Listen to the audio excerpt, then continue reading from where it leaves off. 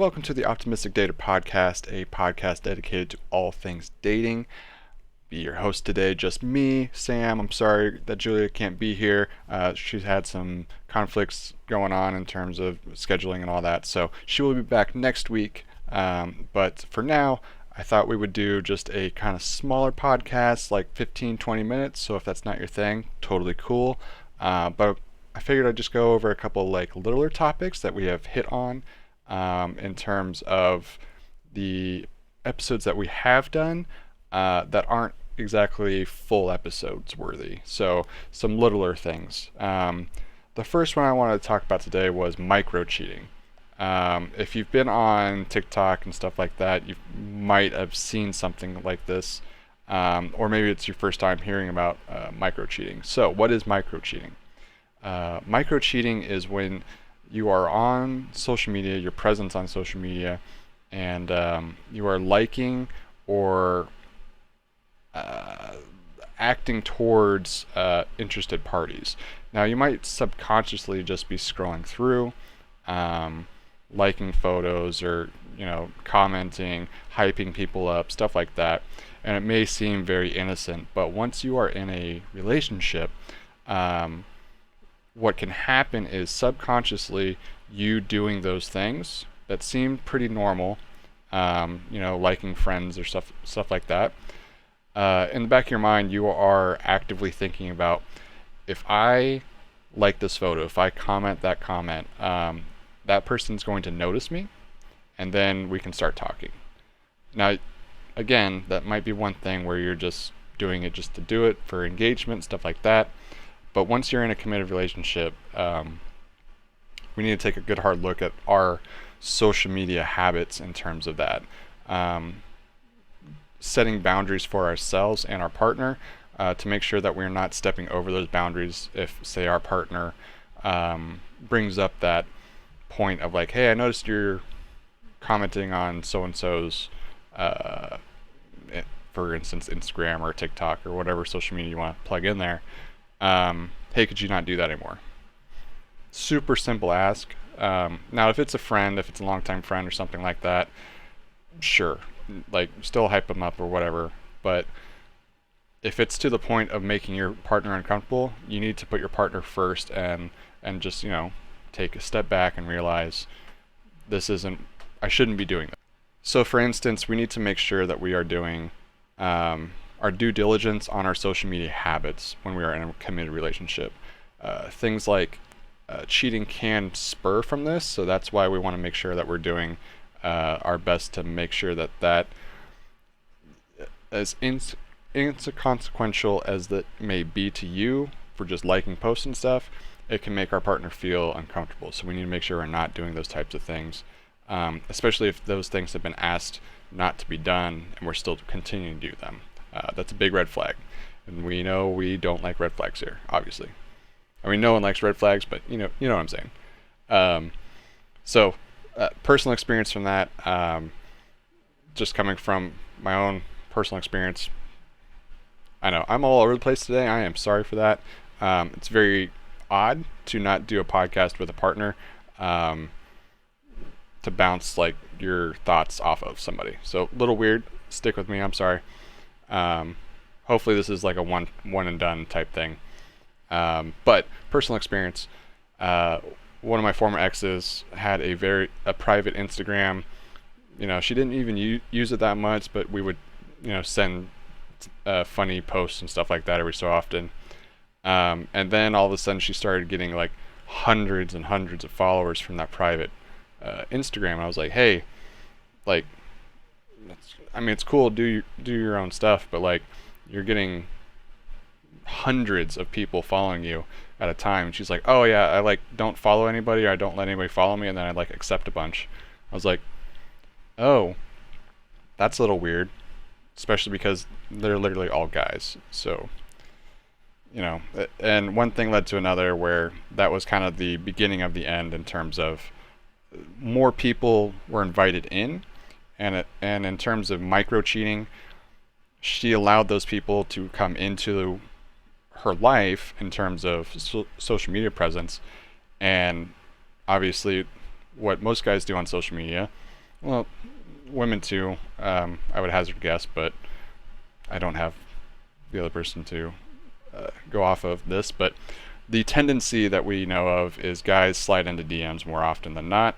So immediately the alarm bells were going off in my head.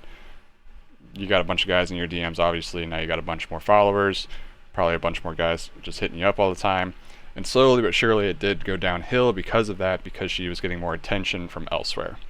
Now, granted, looking back on it, that was probably a good thing because it was so easy to leave a relationship after an amount of time when that was starting to happen for her, that if that's the case, probably not the best thing for me anyways. So I know, a little personal, but I wanted to kind of put it into perspective of how those things can kind of trickle down.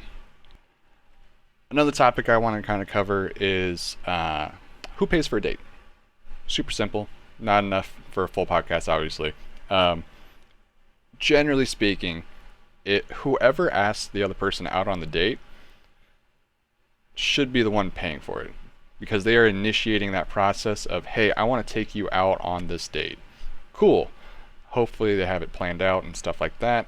Now, generally speaking, the guys typically ask girls out on dates, so typically men are going to pay for that date. Now, here's where it gets tricky. Say maybe the date was not going as well as you have planned. We've all done that. We've all had that where it's not, what it was cracked up to be, maybe online, maybe via text you're very well clicking, but once you got in person, maybe you're super nervous, maybe they're super nervous, and the conversation just didn't flow. The spark wasn't there, as much as like spark isn't really a big deal to worry about. Just it wasn't a great date. At that point, still be a gentleman if you were the person that asked him out. You need to pay for that date. You need to make sure that not so much the lasting impression of you is that you are a gentleman and you paid for the date, but be true to your word that you asked them out, you took them out. Make sure that we're still fulfilling that promise that we took them out. I do think there is some wiggle room after, if it's after that first date, then we can kind of look at that and be like, okay, maybe we split the bill this time, because maybe we needed a second date to kind of see where things were. We actually calmed down and maybe we weren't so nervous. And then maybe it turned into like a splitting of the bill thing, because, sometimes that happens. Just something to, keep in the back of your mind, mainly for the guys out there. Ladies too, it's not often, but it does happen when ladies do ask guys out on dates. Personally, being somebody that generally has to take the lead role, most guys do in general, it is nice every so often for the lady to kind of step up to that plate and kind of take charge every so often, in that aspect of it where, they're like, no, I want to go out and I'm taking you out, like we're going out. That's really cool. That's a big turn on. And if guys don't admit that, they're lying to you. They want to be taken out too. They want to be treated with respect and they want to be wanted. So when it comes back to that, I don't need a man type philosophy. Okay, you don't need one, but like he wants to be wanted. Tell your man that you want him and see how his mood changes. Just saying. We'll keep with the topic of kind of social media's role in dating. It's not a huge topic. It can be, I think, with both of us here. I think we could definitely play into it a little bit. Social media in terms of like Instagram, Twitter, Facebook, stuff like that. I think there's a big, for the older millennial generation, there's a big thing of making things Facebook official. I think once you're to that point in a relationship, Facebook official is awesome. Now the downside to this is you've made that Facebook official, you've made it official of so everyone that you actually care about, because generally people that use Facebook in the older generation, I say older generation, I'm really dating myself here, in the millennial generation don't really use Facebook all that often. There are the odd few that still use it, but mainly it's for like friends, very close friends and family that you really care about. You made it Facebook official. Awesome. Okay. Now what happens after you make it Facebook official and things go downhill and you have to break up again? Kind of projecting to the world that you guys are dating. It's I don't personally I don't think it's any longer needed, um, unless you have to kind of fend off uh, would-be suitors in that situation. Um, you want to make sure that you are letting it known that you are taken and you are not looking for anything else. So in that situation, yes. Um, a lot of social media and like Instagram and TikTok and stuff like that, the younger kids, as they say, talk about like soft launching and hard launching relationships, where you're posting them constantly. I myself have been have done this, but I didn't know I was doing it. I just kind of use social media for whatever I like to post, what I like to post. When I am dating somebody, especially if we have the same interest, if we're doing things that we both like, um, in my situation, like that's working out a lot, um, then yeah, I'll like post them that I'm working out, or like if we are matching gym clothes, stuff like that. That's I think fun and fine. The problem is again, once you break up, or if you do break up, we're hoping you really don't break up. I know I'm the pessimist in this situation all the time. I just kind of have turned accustomed to that of like it's great for the time it lasts. You enjoy the time with the person that you have, but when that time does come, hopefully it's not uh, as bitter a pill to swallow. That's not the phrase I wanted to use, but you get what I'm saying. Um, so after that happens, uh, go back and through and kind of archive those if you think there's something that could be there. I didn't know that was a thing. Obviously, I'm not social media savvy as I thought I was. Typically, I just kind of delete everything off my phone. Um, and I think that plays into a larger role of once you get into a new relationship, or if you're dating again, you're getting back out there, you shouldn't have X things in your phone, like at all. I think that should be clearly stated across the board. If you have anything regarding your ex in your phone, or somebody that you saw, whether that be social media posts, um, photos together, stuff like that, that should be expunged before you are ready to actually get back into the dating world.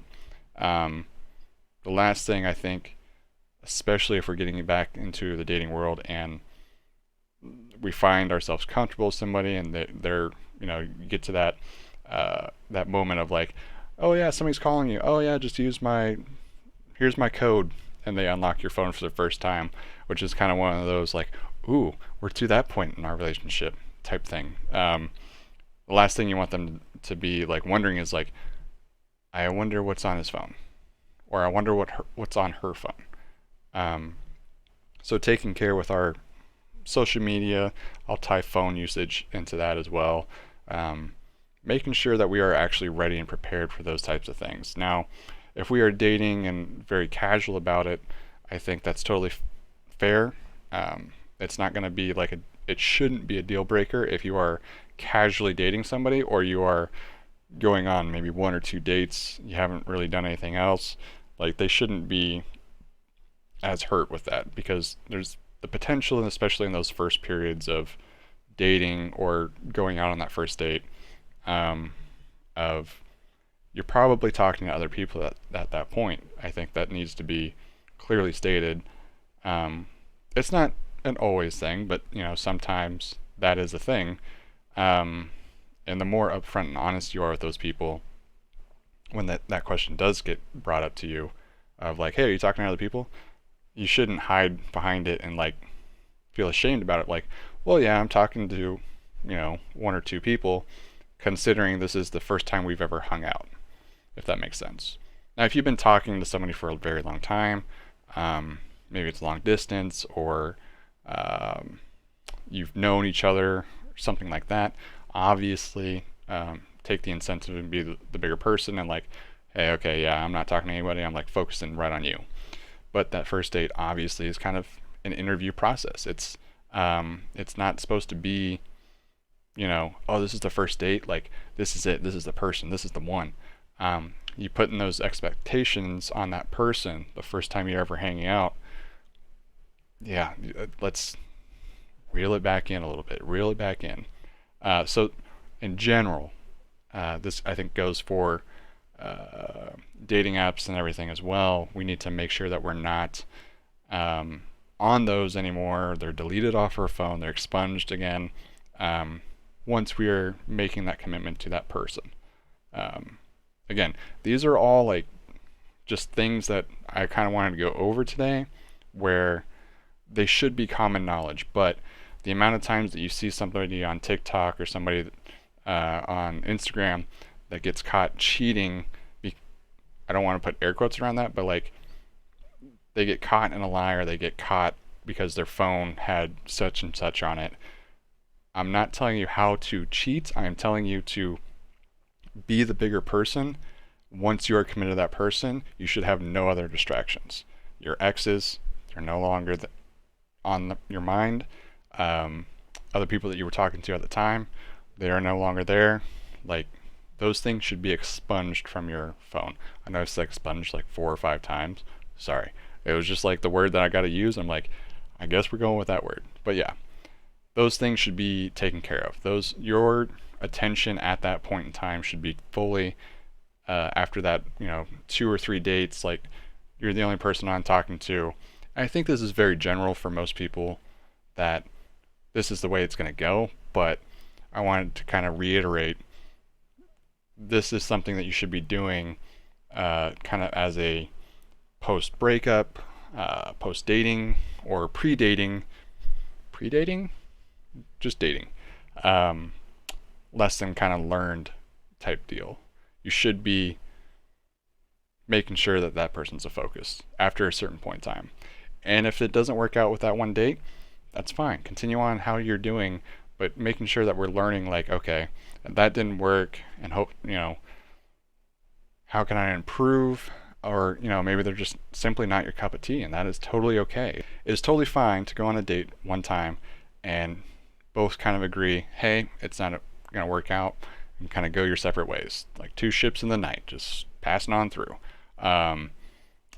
Now, if you're one to kind of do this ghosting thing, I think a lot of people in general, like probably 98% of people, would much rather you just say something to the effect of like, hey, I'm not that interested as I thought I was, or something along those lines, to give them a heads up, so that they're not sitting there left wondering. I think that's one of the biggest detriments that we have in this current dating world, of that ghost culture, of just straight up just stopping talking to somebody because you don't want to deal with that interaction. Are there situations where that's called for? Maybe. There could be. I could see an argument for some of that, but I think the majority of the time, simply saying, hey, I'm not that interested, or hey, I met somebody else, or like something along those lines of, my attention is not going to be with you. I'm sorry. It's elsewhere. I think that will go a long ways in terms of your honesty and being open in those relationships that come from that, instead of leaving that person. Now, granted, how that person feels after you ghost or say whatever you say is not on you. You're looking out for yourself. You gotta be a little selfish in these situations, but we still need to be human. Give some people the benefit of the doubt. Now, if it's a total nightmare of a situation, yeah, go ahead and ghost him. Delete the number.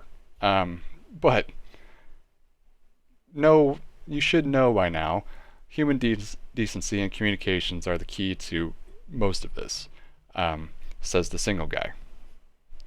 But yes, just a couple of things I want to go over today. Just a couple little topics like odds and ends, to kind of give you an overall thing of littler topics to go with this fine Sunday night because we still needed to put a podcast out, obviously. So we want to stick to our word and make sure that people are still tuning in, make sure that people are still having fun with it.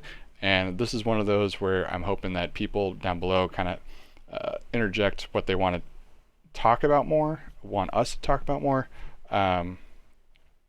Whether you agree with some of these takes or not, awesome. We're here to welcome those types of things. Whether you're on YouTube, Spotify, or on Apple listening to this, we're thankful that you guys are here. And we hope that as we progress with this, we can have some more topics, more in-depth discussions, more guests on the show, stuff like that. So we're looking forward to everything. We really appreciate all the love and support that we've been getting by people. I know for myself, I've had random people like reach out that I haven't talked to in years, saying, "Hey, I listened to the podcast. Good job." So that stuff goes so much, so much. That stuff really hits home for I know Julie and I. So we really appreciate all the love and support that we've been getting, and we can't wait to keep doing this. So we will have a podcast next week, and then after that, we will have next week we'll have our regular scheduled program. Weird to say that, felt like television, but whatever. And then I think we're working on some things behind the scenes of maybe some merchandise type things, and working on maybe getting a guest or two on every so often. So that'll do it for this one. I'm sorry for like the kind of long-winded rant on certain things. I kind of was just more picking a topic and going with it, and just kind of wanted to get a short, sweet podcast out for you guys. So remember to follow us on social media: Spotify, YouTube, Apple Podcasts, Instagram, and TikTok. All the links are down below for you. Leave us a rating on Spotify, leave us a rating on Apple, and give us a thumbs up on YouTube. And we will see you in the next one. Thank you, guys.